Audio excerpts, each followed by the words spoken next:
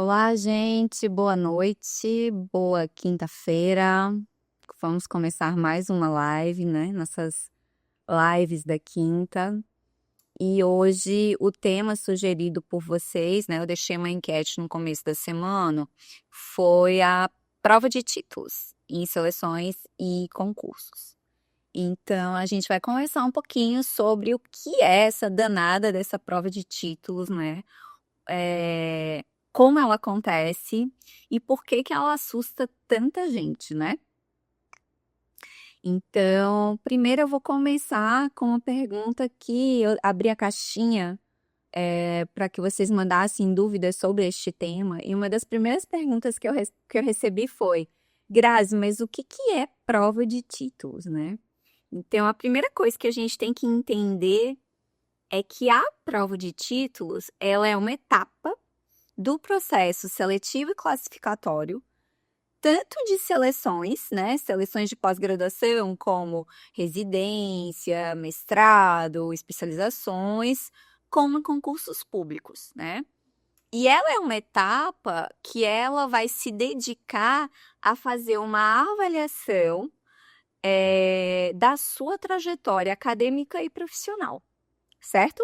Então, isso é prova de título, né? Não é uma prova escrita, não é uma prova teórica. É uma prova de avaliação curricular. E esse currículo é o currículo acadêmico e profissional.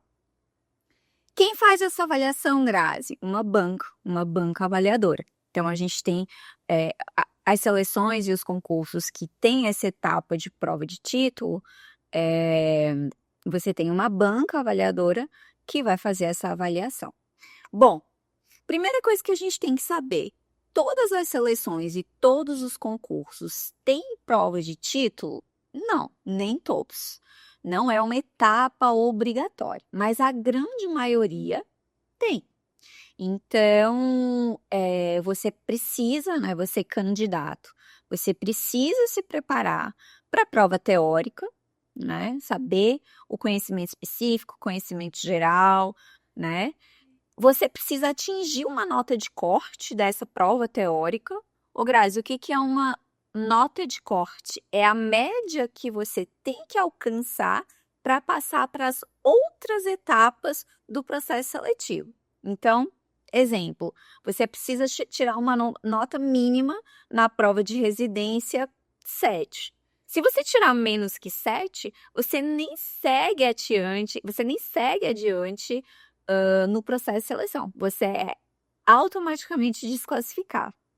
A partir do momento que você conseguiu, né, tirar a nota de corte, chegar na nota de corte, atingir aquela média necessária, você passa para as outras etapas subsequentes, né?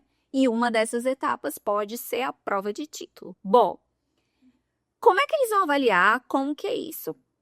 Quando sai o edital, né, do concurso ou da seleção para pós-graduação, você vai ter lá, você vai fazer a sua inscrição e lá vai ter escrito quais são essas etapas de seleção, né? Normalmente começa com a prova, né? A prova escrita, prova teórica. Às vezes tem prova teórico-prática, mas enfim, normalmente é uma prova escrita, né? Prova teórica. Bom, então, quando você faz a seleção, vai ter lá no edital, quando você faz a inscrição, né, lá para a seleção, você tem acesso a esse cronograma, né, com todas essas etapas. Então, você vai ter isso para te guiar. Além disso, você vai ter, normalmente vem um dos anexos dos editais, o que que pontua para a prova de título, né? E aí, no momento da inscrição, você tem que seguir o que que pontua e tentar reunir os documentos comprobatórios para você conseguir pontuar nessa etapa da seleção. Então, exemplo, você tem lá um edital que a prova de títulos diz que pontua para você artigos publicados e pontua até 5 artigos publicados. Se você tiver alguma pós-graduação, pontua. Se você tiver projeto de extensão, até 5 participações em projeto de extensão, pontua. Então, vai ter esse baremazinho, né, que é esse espelho, dizendo o que que pontua. Certo, Grazi, e aí? E aí que no momento da sua inscrição, você vai preparar o seu currículo Lattes e anexar todos esses documentos comprobatórios, importante, não basta só enviar o currículo Lattes, tem que enviar o currículo Lattes ou o currículo Vita, mas com os documentos comprovando que você realizou aquelas atividades. E aí, isso vai para a comissão organizadora do concurso ou da seleção. Se você chegar na etapa de prova de título, você vai passar por uma banca avaliadora. E aí essa banca vai começar a contabilizar o que você pontua, o que você não pontua, o que está dentro, o que não está. Muita gente confunde algumas coisas, né? Ou manda documento errado, ou não manda documento, ou então diz que o limite para pontuar de participação como apresentador, debatedor em congresso ou evento científico é no máximo 5, a pessoa manda 10, né? 10 certificados, então eles só vão contar os 5, esses 5 a mais você mandou à toa, né? Então, você vai entrar mesmo, né, numa tabela de pontuação. E aí, no final, né, se tiver uma outra etapa, você passa para uma outra etapa. E aí, ao final, vai ter uma comparação entre os candidatos. Então, por exemplo, você pode ter tirado a mesma nota que um colega, mesma nota, vocês tiraram lá 8 na prova teórica, ou até mais do que o colega, se tirou 9, ele tirou 7. Mas na hora da prova de título, a pontuação dele foi muito maior que a sua, né? Porque ele tinha mais experiência para comprovar, e isso faz muitas vezes que o candidato consiga a vaga, né? Esse candidato que tem esse currículo mais recheado, né? Esse currículo mais elaborado, mais forte, consiga a vaga quando a gente compara com um aluno que, enfim, teve boa nota, né? Conseguiu chegar na nota de corte, às vezes até uma excelente nota, mas foi barrado, né? Não conseguiu avançar na prova de títulos.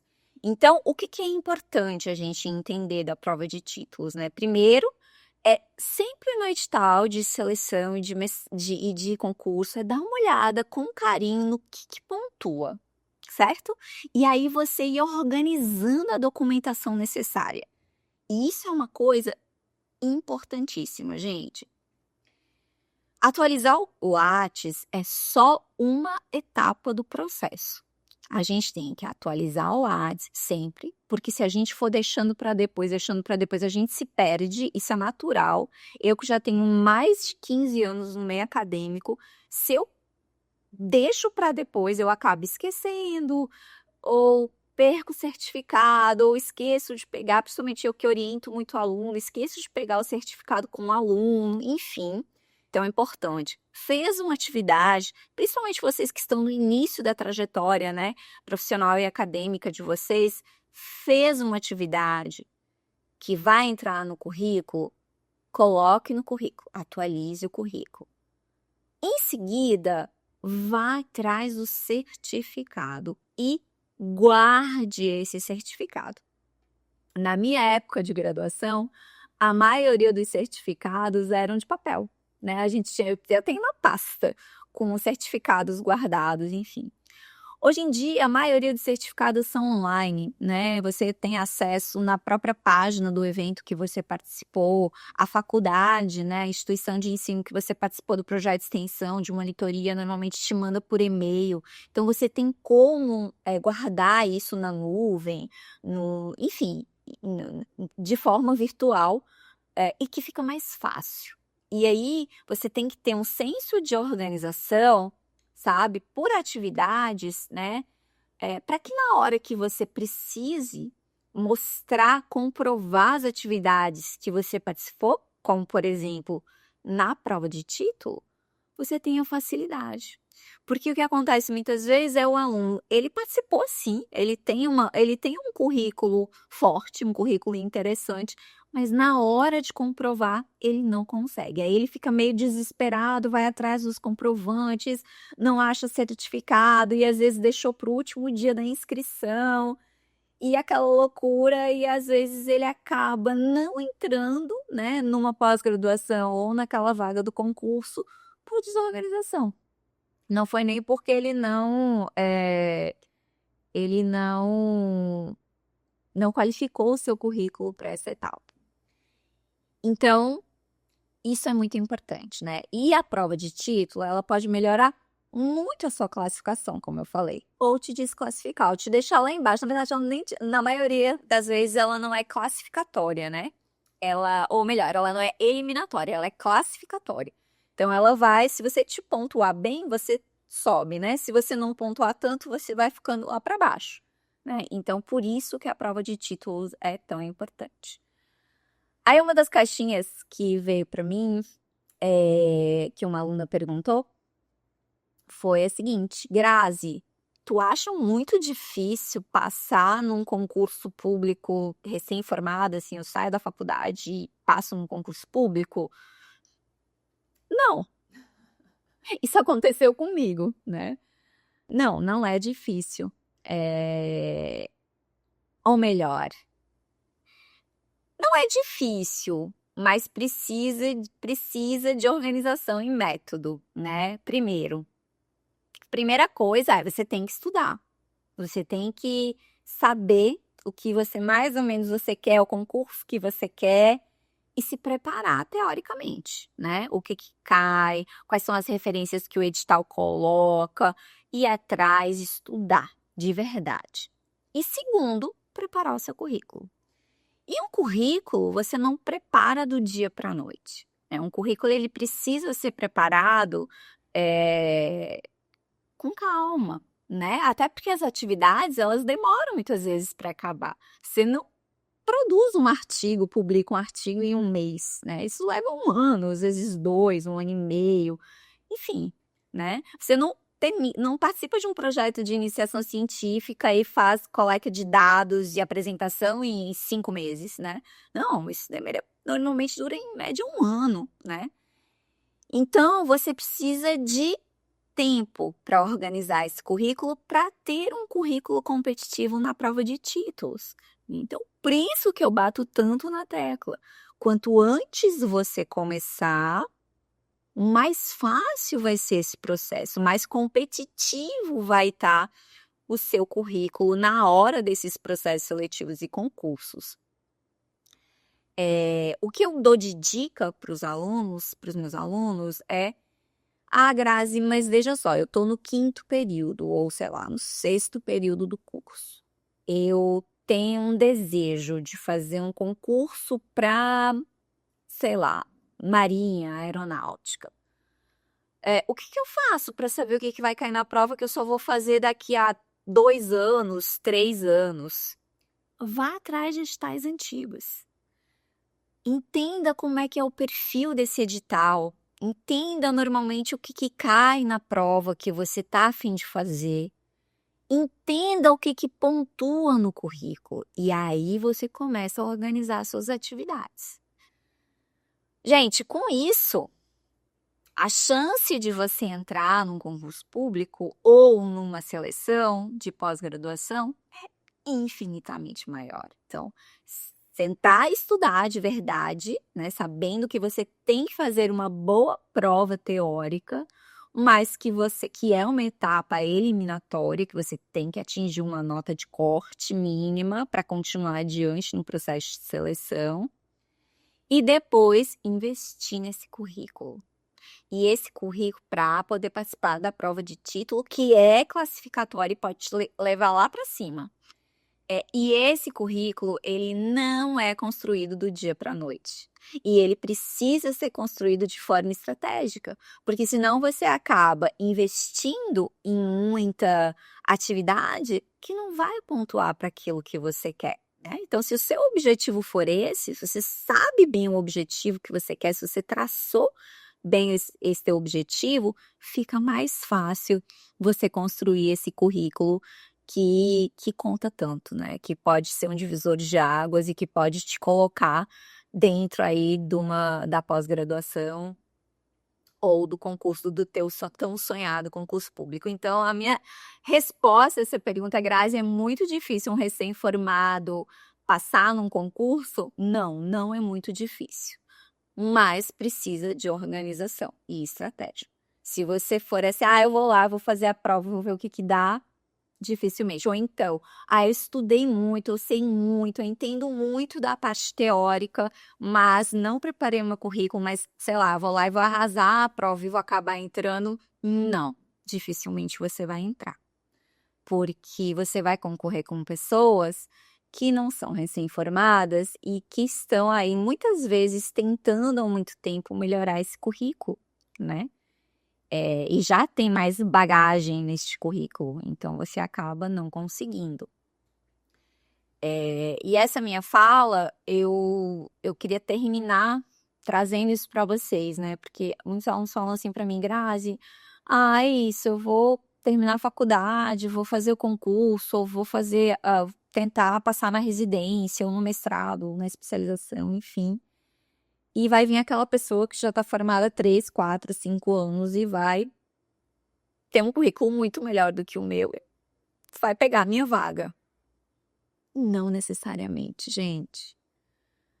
A pessoa que está na graduação, ela acaba tendo muito mais oportunidades de qualificar o seu currículo. Uma pessoa que está fora da graduação, que terminou a graduação e ainda não entrou em nenhuma pós, em concurso, ela está imersa no trabalho, né? Muitas vezes ela não está ligada a nenhuma instituição de ensino superior, então ela não está participando de nenhum grupo de pesquisa, ela não vai conseguir participar de monitoria, ela não faz mais sentido ela participar de estágio, enfim. Essa pessoa vai ter muito mais dificuldade de qualificar o currículo. Então, por isso que eu digo, aproveitem o momento da graduação para qualificar esse currículo, certo? E por último, que eu não lembro agora se eu respondi, mas que era uma coisa que eu queria responder, porque foi uma caixinha de pergunta, uma pergunta da caixinha, desculpa, se a prova de títulos é obrigatória para toda e qualquer seleção ou concurso. Não, não é. Por isso que é tão importante você ler com calma o edital e saber quais são as etapas do processo seletivo. A partir daí, fica se organizar para não perder os prazos, que isso também é uma coisa muito comum. O aluno perdeu o prazo, fez a inscrição e deixou de passar a data limite para envio da documentação, né? Então, se atentar ao cronograma e às etapas do processo seletivo, tá certo? É isso, gente. Não é uma coisa do outro mundo, né? Eu brinco que muitas vezes o aluno não fica com medo dessa prova de título por desconhecimento, né? Porque não parou para olhar. Então, faça esse exercício, né? Vá atrás de editais antigos, dê uma olhada nesse edital, né? Nos anexos, vê o que conta, o que não conta, aonde em que vocês têm que investir. E tenho certeza que isso vai ser muito mais fácil, né? No nosso curso, no Gabaritando, a gente tem todo um módulo específico para isso, né? Para falar sobre essa jornada da pós-graduação e dos concursos públicos, né? Como a gente pode se preparar melhor. Mas é isso. Prova de título não é um bicho de 7 cabeças, só precisa de estratégia e organização. Tá certo? Um beijo grande, espero vocês na quinta que vem. Ou melhor, quinta que vem é feriado, Semana Santa. Provavelmente a gente vai antecipar nossa live, porque muitos de vocês viajam, né? Mas a gente se vê na semana que vem com mais um assunto que eu tenho certeza que pode ajudar muito vocês nessa jornada. Abraço!